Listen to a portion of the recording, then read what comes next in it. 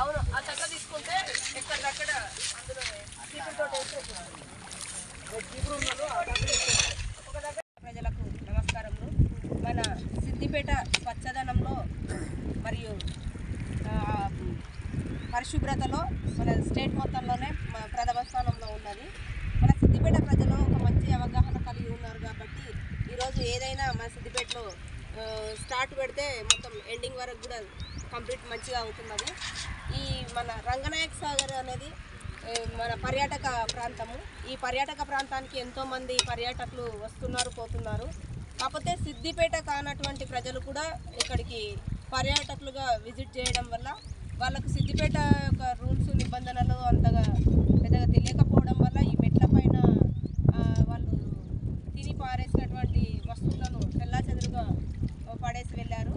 ఇటువంటిది మన government degree college sir వాళ్ళు ప్రతిరోజు ఇక్కడికి రావడం వల్ల వాళ్ళకు కూడా ఒక అవేర్నెస్ వచ్చింది. ఏంటి అంటే సిద్దిపేట చాలా నీట్గా ఉంటుంది, ఇక్కడ మాత్రమే అపరిశుభ్రంగా ఉంది అనేసి.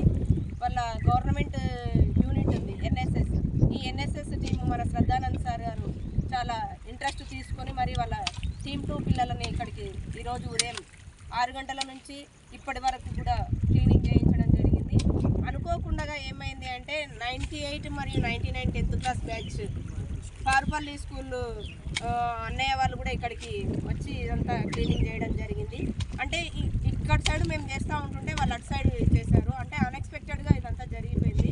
ఇక్కడికి చాలామంది కూడా గవర్నమెంట్ అఫీషియల్స్ కూడా రావడం జరిగింది. వల్ల వాళ్ళు కూడా ఇందులో ఎన్ఎస్ఎస్ యూనిట్లో భాగంగానే వాళ్ళు కూడా స్వచ్ఛదనం పచ్చదనం మొత్తం క్లీన్ అండ్ గ్రీన్ చేసేసి ఇందాకనే వెళ్ళడం జరిగింది.